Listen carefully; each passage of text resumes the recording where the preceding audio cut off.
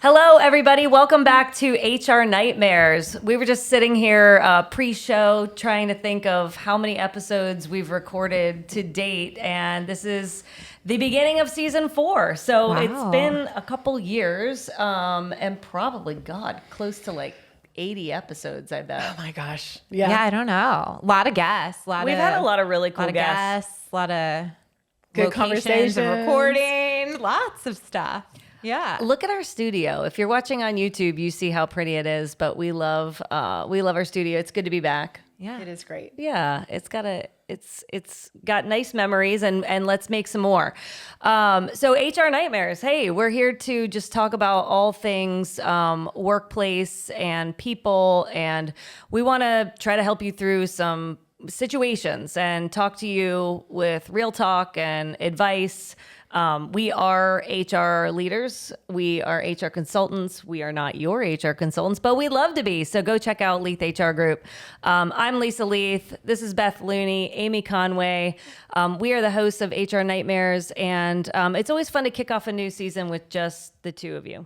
Yeah. Same. I love it. I want to sing, Back but I won't. together. Just the two of us. Well, Okay, there's sorry. three of us, but that's Okay, there's 3 of us. I was like, who's getting This is why I'm in HR, because I don't know how to count. Okay. She's not the Cut CFO. that out. Oh man.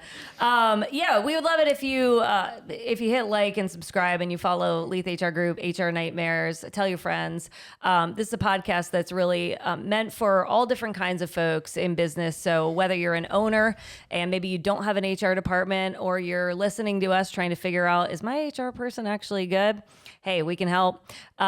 Make sure you submit your questions. We love answering audience questions on our episodes. So go on out to leathhrgroup.com, hit HR Nightmares in the banner, and there's an opportunity for you to ask us questions anonymously and get some free advice from us.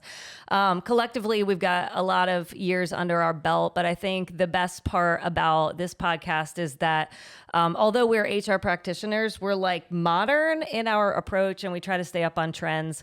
So I hope you appreciate our perspective. And if not, let us know on TikTok. It'll get us more views anyway. Ha! So, hey, we thought that we'd talk today about what is like buzzing, right? And it's AI, artificial intelligence. As the chief people officer of Vantaca, in addition to, working with you guys at Leath HR Group, we just bought an AI company in Silicon Valley. Yeah, So I saw that. It's like totally top of mind for me right now. But I think what would be fun for the audience is to riff for the next, 20, 30 minutes on AI and like, is it a friend or a foe to, I think there's 2 buckets we should really look at, to business, AI, friend or foe to business, and then like AI, friend or foe to employees. Yeah. Because everybody's just freaking out and asking like, well, what happens to the people? So let's talk about AI in business. What are you guys seeing out there with your clients? Oddly enough, I'm going to say not everyone has joined the AI bandwagon. And it might be because I'm working with smaller companies, but that is sort of surprising to me because it's so helpful in so many things. Yeah. And so I don't know if there's been a wholehearted, everyone's on board yet. I don't know. Are you seeing that too? Yeah, I would say similar, right? Some of the small businesses. And I think just right now, the clients that I work with are not as dependent on the needs of what AI can do to really make them more efficient, right? And so it's really just because like probably the kind of businesses I'm currently working with, because I think about even myself as a consultant week to week, I don't think there's a day, and I know there's not a week that really goes by that I don't plug something in to ChatGPT to help me be more efficient. I mean, what used to take me an hour to write a memo or some kind of communication, anything, now I type it in and it spits it out and I just edit it and humanize it a little bit, and I can do in 15 minutes what used to take me an hour. So to me, I use it on a daily basis. I do too. Almost.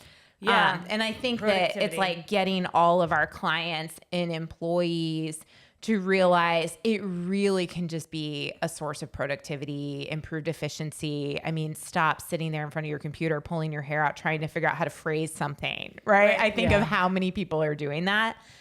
And so I just think there's still, we haven't even really like dug in or scratched the surface, right? One thing I found is really interesting is that sometimes if I happen up onto somebody, sorry, my hand, I won't be tapping on the table, but if somebody has Chat GPT open and then I come by, they're like, oh, I'm so sorry, I was using it. And there's this kind of a weird shame that they're using it. Shame might be too big of a word, but a little embarrassment. And it's strange to me because it's such a productive tool that they shouldn't feel that way. You know? Yeah, I think people do still see it as like, I'm cheating. Yeah. Like I'm taking, I'm like, for me, I'm like, it's a shortcut. Just like anything else would be a shortcut.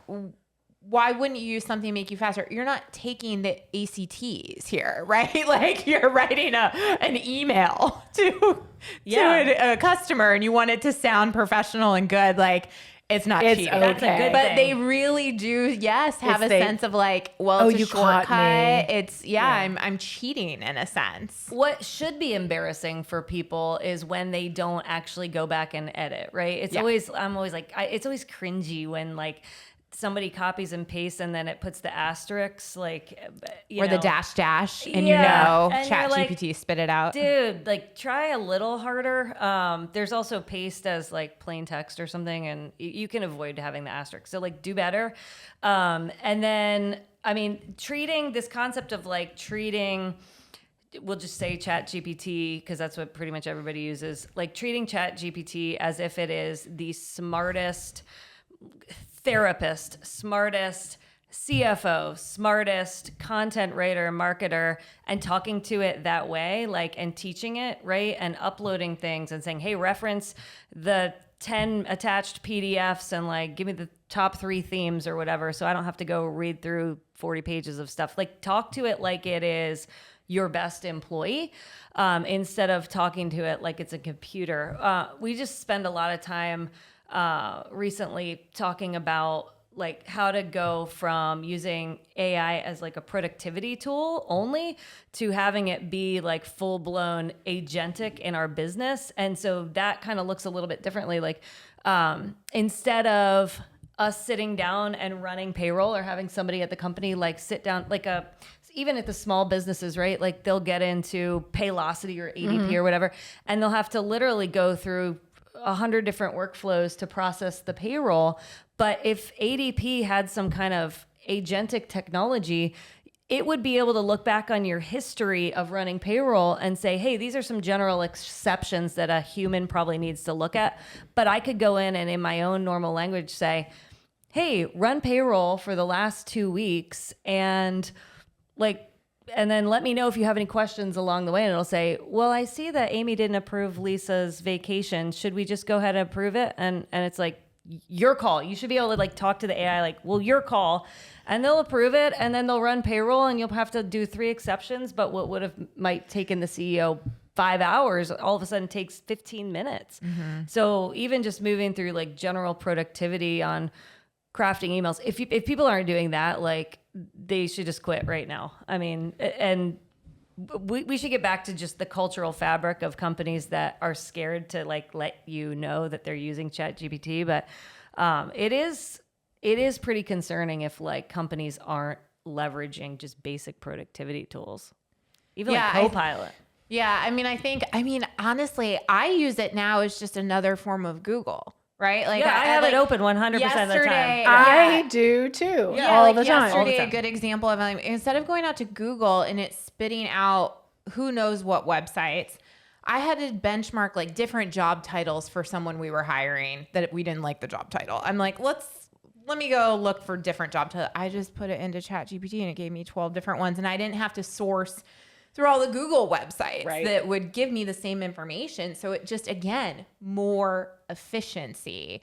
And so it's okay to have shortcuts. That's the whole point of being more efficient. Yeah. So, and it's not that you're going to ever lose the human touch, especially in HR. There's never going to be a time when there won't be somebody that's kind of shepherding their employees through the work, It will free us up to have more conversations with people, Right. because we're not doing the real BS, check-ins. Yeah, exactly. All the long tasky things. Yeah. I think that maybe that's where, we can talk about for a minute, just what's the stigma? Like, what's holding people back? And certainly I think from an employee perspective, there's a little bit of a tenure generational gaps, right? One generation might be a little bit more comfortable and agile in using that technology than other generations in the workforce, right? And that's not all, that's a generalization.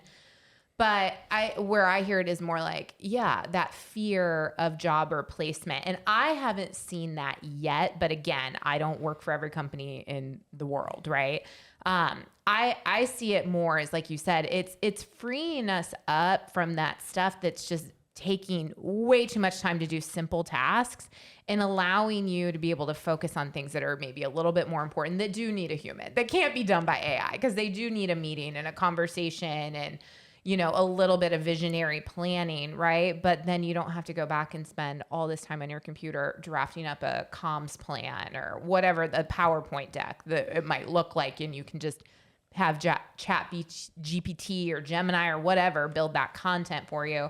So that's what I see. Now, it could be that as we continue to advance in AI, that we do see it less people or less certain jobs, right? So maybe we need less administrative type roles, but then we can put those budget dollars into sales roles or, customer success roles, or whatever that looks like. More money. Yeah. Right. Better margins. Right. Yeah. I mean, even like you guys work with a lot of nonprofits, and it's like, dang, if you could just upload the grant requirements and talk to it like, hey, here's why we got the money last time. Here's what I think they're looking for this time. Here's how we've collaborated with other nonprofits to drive a bigger outcome. And then say, write me a grant in the style of, whatever the best grant writer is out there. Mm-hmm. And then it comes back and does 99% of the work for you. I mean, oh my God, how wonderful would that be? Yeah. For these nonprofits too. I mean, well, and I think, if that fear is like it would replace people, I think, well, it's the same as any other data tool, like bad data in, bad data out. So good data in, good data out. So we need the human behind there to actually give good data to the AI, meaning giving good prompts, more specific prompts, right? Like what you use for the grant writing.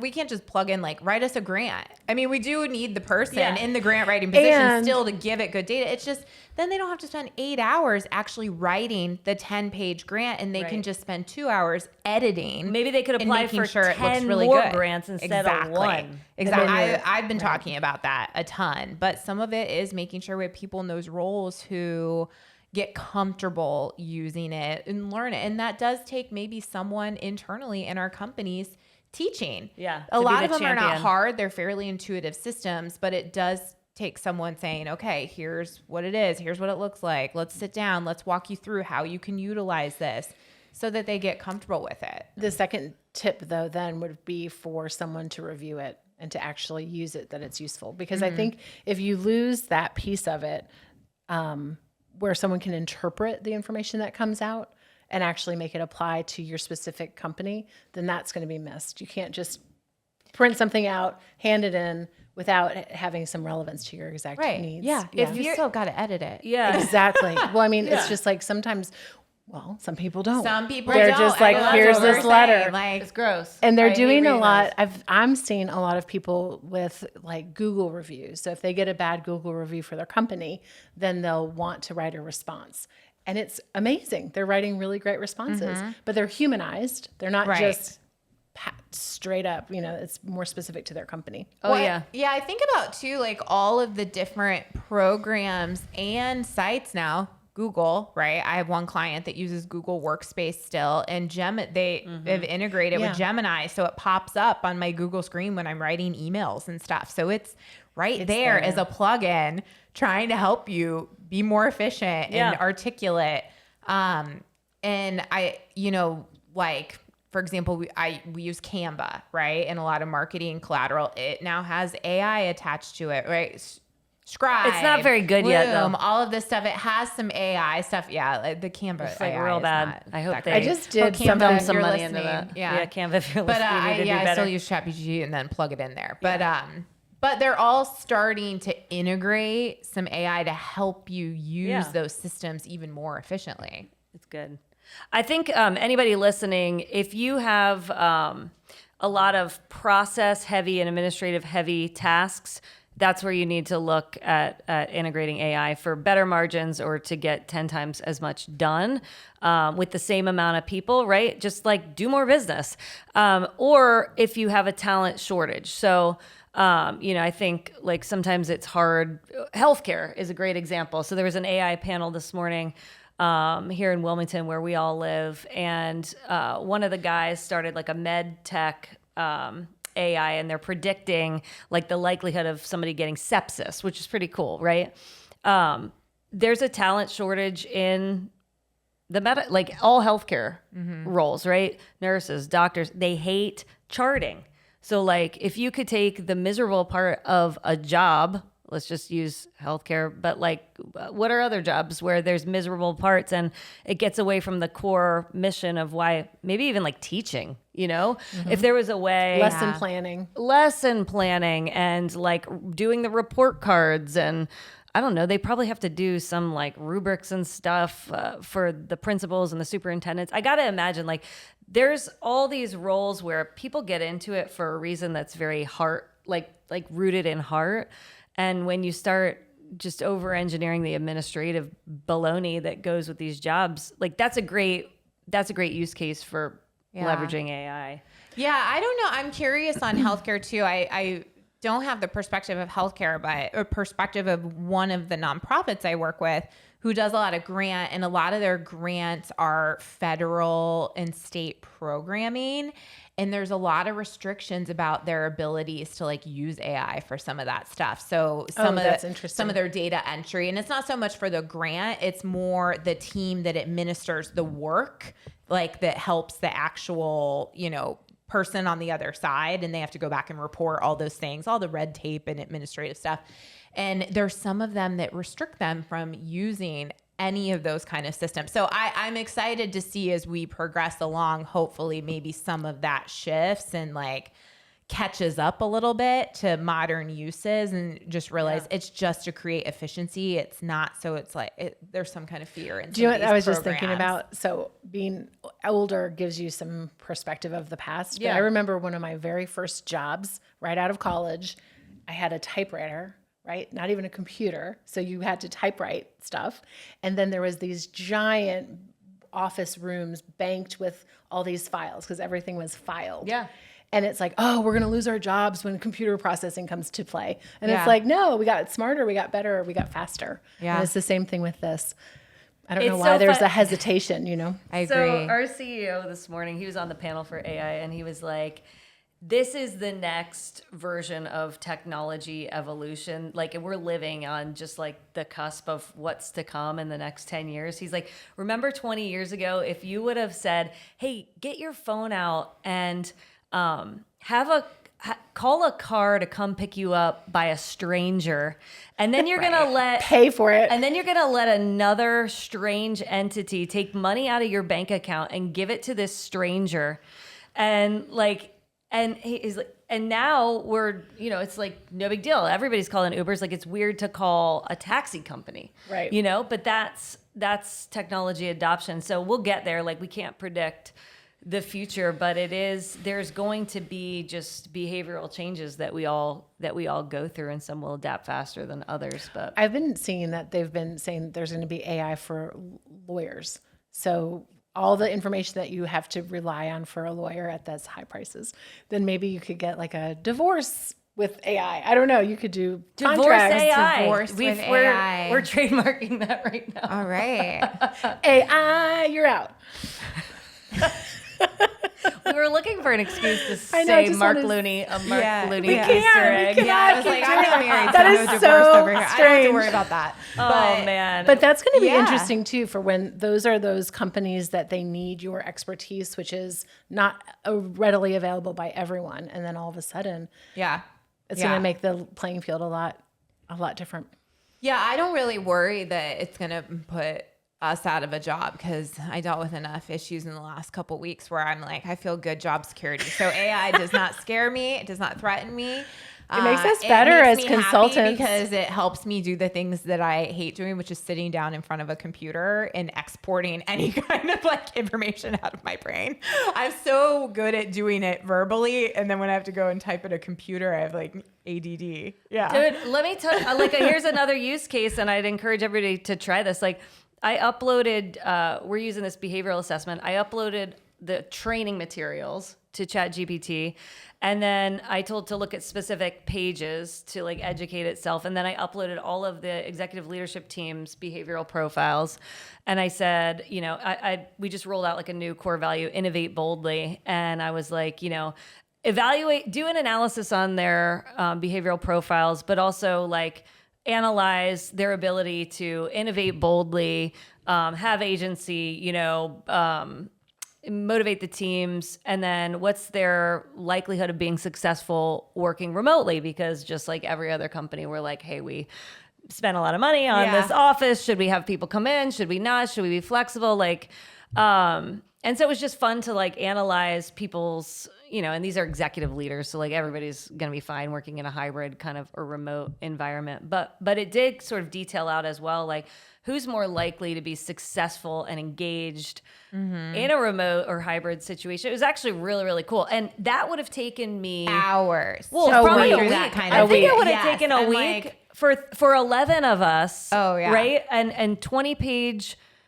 assessments, like the reports, and then to sort of like, you know, use your discretion and do an editorial on the whole thing. I bet it would have taken me a week. And I did it together, the information to present to them. Right. In like a nice way. And I did it from the hair salon chair in an hour and a half. So I was like really proud. Yeah. Yeah. But that's incredible. So I'm curious. So, you know, you're part of, you know, a company that's advanced in this technology, that's bought in. How do you see kind of the various parts of your organization, like on just your average employee? You know, how are they utilizing AI the most?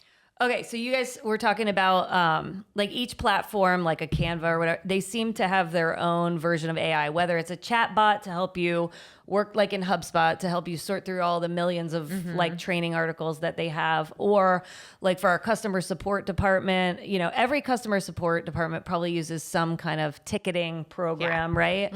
And so most of these ticketing programs now have AI built in. So like, our customer support people should be able to go into Zendesk and like, hey, take me to the last 5 tickets that were about action items, right? Or exceptions on the integrations, and it should pull up those last 5 tickets or pull up the tickets for specific customers. So you've got like the built-in AI platforms, and then we have a bunch of software engineers, right? And they're one of our new AI company, they write 95% of their code with Cursor. Whereas you look at Vantaca and like we write probably 10% of our code, right? And so software engineers, they're extremely expensive. And so can we get 10 times the amount of productivity if everyone adopted AI and just found time to like get like super, super curious about it? Yeah, probably. But it doesn't mean they're going anywhere. It just means we'll be able to like go out and attack all this other laundry list of things on the list of like business interests. And then like for my team, we're thinking about, and this is something that like businesses should consider, the enterprise subscription for ChatGPT. It actually allows you to see like utilization rates, like across the different teams. Yeah. So you can see who's got more of a growth mindset and is like leaning into using AI in their life, whether you're an HR person and you're uploading behavioral assessments and trying to get key takeaways, or you are a software engineer writing code at 10 times the rate. Like we'll be able to see the different departments and who's utilizing it. But I think that's a way worthy, you know, software expense for any company, even small companies. If you think about it as this is your best employee, like if you could hire your best employee, what would you pay for that person? And I bet you could get like a paid version of ChatGPT or what for like way less. So I mean, it is an expense, but it's not a software expense. It's really, I have the paid version just for myself for my use. $20 a month is so worth it. It's easy. Yeah. Yeah. I did try to do AI for generating PowerPoints. Where was I hiding? That was the greatest thing. Did you like it? Did it work well? It's a great starting point for me to edit it down. Okay. And the pictures were not really the right pictures. I mean, it was like very urban setting. Somebody's got to get this deck creation. Yeah. Right. I haven't found one that, but Copilot's so bad. how It was I'm kind such of, a little, I was perfectionist on the way my happy. decks look. But I spend way too much time on them. So right. many hours And on the so, decks. but I will say, like, content wise, I recently redid a bunch of decks for one of our clients that we did a training series with, and I just was like, hey, some of mine, they just weren't cohesive, and every time I teach it, I know exactly which slides like don't flow well and which ones I want to redo. So I did plug it through and kind of said, write me an outline, and then compared it to my decks, and I'm like, great, this is better. And I knew then what to delete out, and then I put some other info in so that it felt more cohesive. But did I you have still sometimes where they design don't it? feel, but yes, but I ultimately designed it because they were already designed. And you know me, I'm always like, how I like it is how I like it. I loved it. I was like, this is great. It's not exactly what I want to use. No, but it's a great place for to a start. great It saves you an place. hour of just a blank sheet of paper. I love also getting talking points for presentations. It's like, hey, write me some talking points, 3 to 5 talking points on this. And then if it sounds too like theoretical or robotic, usually when I ask it like, hey, write it in more grounded language, then it actually sounds like more like me.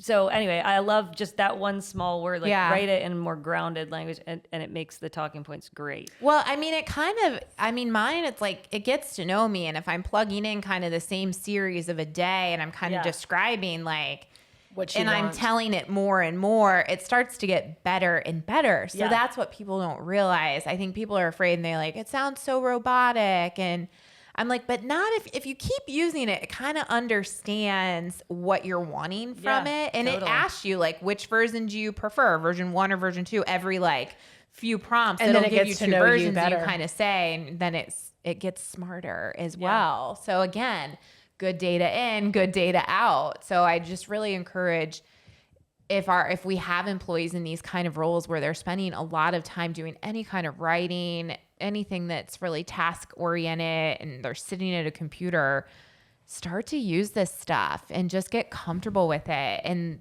the more you do it, the better you're going to get at it. I've been doing talking points for sure to help people with talking points, but I've also helped with doing that for agenda setting. So for meetings, because those, when we have to really dial into something, that was good. Yeah, okay, this is my one thing. So there's a younger person, one of my friends' children sent me a resume, and it was really kind of bad. Sorry. And so then I gave some comments, and they put it back to me in ChatGPT, and it was like, it was so obvious that it wasn't their work. What do you guys think about that? The resume wasn't their work, or the resume wasn't their work. It wasn't their sound. It wasn't. Yeah. It was way inflated, and it was definitely, I could see that it was AI. Yeah, you have to, again, you have to edit it. Yeah. And so I'm all about using it on a resume, in a cover letter, like any of that kind of stuff. I think it's great when you can kind of take some info out and cut and paste it in where it makes sense, or where it's just maybe being said in a more eloquent way of saying it, right? But at the same time, you have to realize, like, ChatGPT, if you don't tell it who you are, it will say things like you versus me, or he, or they, or she. It doesn't use the right pronouns all the time. So it is fairly obvious. And yes, I mean, sometimes you're like, okay, this was clearly. I was like, but listen, sometimes I'd rather have that than the ones that I'm like, what does this even say? This doesn't even make sense, right? Because it's like a run-on sentence. At least, I'm more on that side. Yeah, I think there's no excuses for having like a blatantly obvious ChatGPT resume. Yeah, you gotta edit it. Yeah, you gotta humanize it. Plus,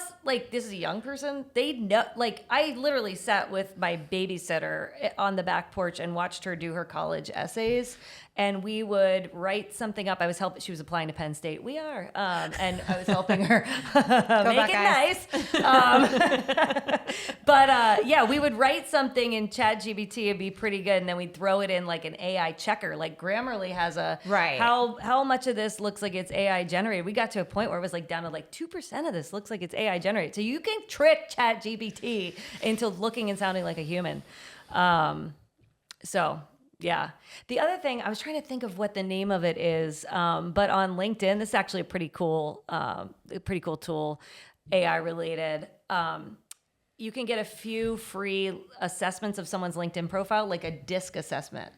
I gotta. You got to get that for me. I want to see that. Well, LinkedIn, has started. They have AI now to generate posts and things, and it's it's like a Canva. It's not as good. No. Like but that's the kind of stuff, like stop spending so much time trying to be creative. I saw someone on LinkedIn going off about the people using AI in their social media posts. And I'm like, go off. Yes, please use that for your captions. Like, who cares? Exactly. It's social media. Yeah. Like, why would you spend so much time writing a 4-paragraph LinkedIn caption when you could easily just have that generated for you? That's the kind of stuff. Don't waste your time. This is called Crystal Knows. You guys got to go check this out. It's pretty cool. I just do like the free version. You get to look at 5 people. You get to analyze 5 people's LinkedIn a month, I think, for free. I'm doing that tonight. Yeah, Crystal Knows. And so it gives you DISC personality profiles. And there's a paid version of this. I have no idea what it costs. Like maybe they'll give it to me for free if they listen. I'll tag them in this episode. But Crystal Knows. Yeah, and actually it's pretty good too. It's like a full-blown DISC report. It's like when you're trying to sell to this person, there's like a drop-down box. When you're trying to solve a problem with this person, when you're trying to recruit this person. And it does a damn good job. Yeah, I am excited. It's we'll pretty have to awesome. like try it with each other's or something, so we know like we're close to. Yeah, I'm just curious. Yeah, how it picks up. It's real cool. Personality. Crystal Knows. Go check it out. It's pretty awesome. What else do we think is good to discuss for the audience?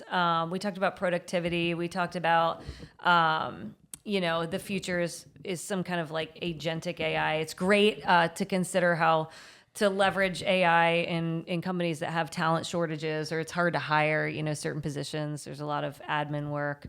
I guess the only other thing is like embrace it. It's sort of like the Uber of 20 years ago. It's here to stay. The filing, the computers over typewriters. It's all the things like when change happens, people hate change and fear change, but like you'll have a job if you embrace AI. And I think one of the things we talked to our kids about twice this week was intelligence will become less important probably, and we'll all need to be self-starters, have self-accountability, and have agency, because we will have at our fingertips like the smartest person in the world, the most information, lawyers, doctors, like we will have it all at our fingertips, and they'll just need to know, like the workforce of the future will just need to know how to wrangle that. Yeah. And be resourceful. Like, I don't need you to know it off the top of your head. I just need you to go figure out how to find it. Yeah. Right? Yeah. And they'll need to know what to do with it, right? To create the next innovation. So it's pretty cool. I mean, it is cool to be living in this time. It's I think maybe the last point I would say is from a job seeker perspective and people understanding that this is here. It's not going anywhere. Companies that aren't already embracing it are going to start to embrace it more and more and more. This is a tool you need in your toolbox. So if you're resistant to it, it is going to hurt your abilities to get that job in the future that you want, because companies are realizing like this is a skill that when I'm going to the market and hiring a new person, right? Let's use that grant. We use the grant writer kind of position. Like this is someone, if they've embraced that and want to continue embracing it, we know that that person is going to maximize productivity and efficiency for our organization. So why wouldn't we hire that person versus the person who's resistant to it? Yeah. So I think that that's what I would say, from even if you're in a role now and you don't think you need to know how to use it, or your company's not using it, you never know when you're going to be on the job market again. And I think it'll become a skill that'll be talked about more in interviews, that it needs to be on people's resumes more. Like, I want to know, Are you leaning open? in, or yeah, are you exactly. Are you open to learning this? Are you open to giving it the using Heisman? it? Are you going to be as efficient as you can be? Yeah. And so, and it. I'm not yet like seeing that on a lot of like resumes and stuff, but I think we're going to start to. So 100%. Yeah. All right, y'all. Well, this conversation is definitely going to continue to evolve. I bet in 6 months we could do this episode again, and we will have learned some things. Yeah. Because And we'll have new tips. yeah, new tech is just changing every day, and it does impact both business and how employees feel and how they work. So want to thank you for tuning in. Thank you, Beth. Thank you, Amy, for being here. Make sure that you are following us on anywhere that you listen to your podcast and or YouTube if you prefer video. And we're thankful to have you as part of our audience. We'll talk to you later. Signing off. Bye-bye.